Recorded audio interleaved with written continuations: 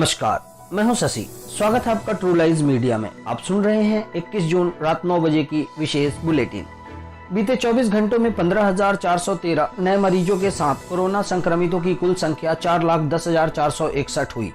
वहीं इस बीमारी से ठीक होने वाले मरीजों की संख्या 2,27,756 पर पहुंची, जबकि 13,254 लोगों की हो चुकी है मौत अब तक। प्रधानमंत्री नरेंद्र मोदी ने आज अंतर्राष्ट्रीय योग दिवस के मौके पर लोगों को संबोधित करते हुए कहा कि उपकार करने की भावना को भी कर्मयोग कहा गया है।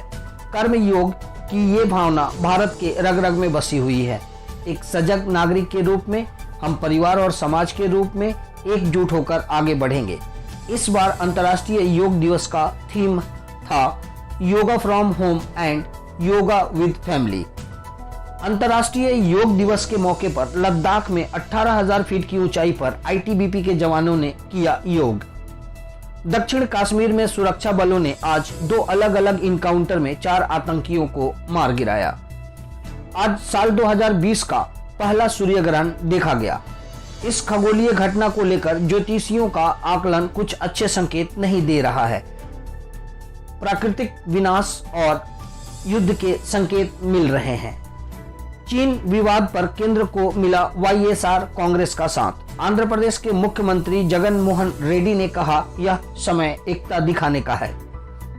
इस साल कोरोना को देखते हुए उत्तर प्रदेश, हरियाणा और उत्तराखंड के मुख्यमंत्रियों ने कांवड़ यात्रा को स्थगित किया। नॉर्थ ईस्ट के मिजोरम में लगे 5.1 तीव्रता वाले भूकंप के शक्तिशाली झटके। हालांकि भूकंप से अब तक किसी भी प्रकार के नुकसान की खबर नहीं है। कोयला खदानों की नीलामी के खिलाफ झारखंड सरकार पहुंची सुप्रीम कोर्ट। झारखंड सरकार ने इस नीलामी पर रोक लगाने की मांग करते हुए कहा कि राज्य सरकार को विश्वास में नहीं लिया गया।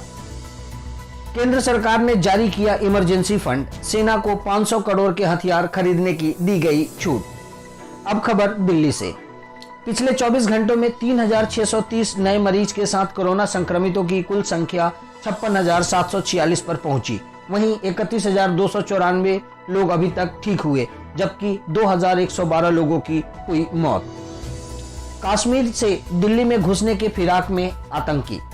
खुफिया सुरक्षा एजेंसियों को मिली जानकारी के बाद दिल्ली पुलिस हाई अलर्ट पर।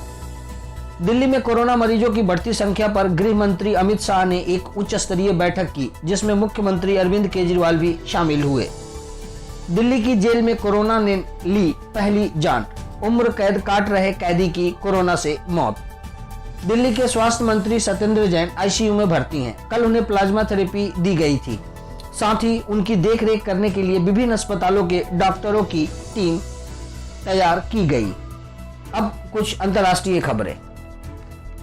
चीन की कम्युनिस्ट पार्टी यूरोपियन संघ चीन को बाजार आधारित अर्थव्यवस्था स्वीकार करने का दबाव बना रही थी। चीन वर्ल्ड ट्रेड ऑर्गेनाइजेशन में ये मामला हार गया है और उसका बाजार आधारित अर्थव्यवस्था का दर्जा खत्म हो गया। कोरोना को लेकर फिर चीन पर बरसे डोनाल्ड ट्रंप और इस बीमारी को दिया कुंग फ्लू का नाम। राजनीतिक विज्ञानी और टॉप इंटरनेशनल रिलेशन एक्सपर्ट ने कहा, अमेरिका ने चीन के उदय को खाद पानी देने की मूर्खता की। कल फिर हाजिर होंगे एक नए अंक के साथ। तब तक दीजिए इजाजत। जय हिंद।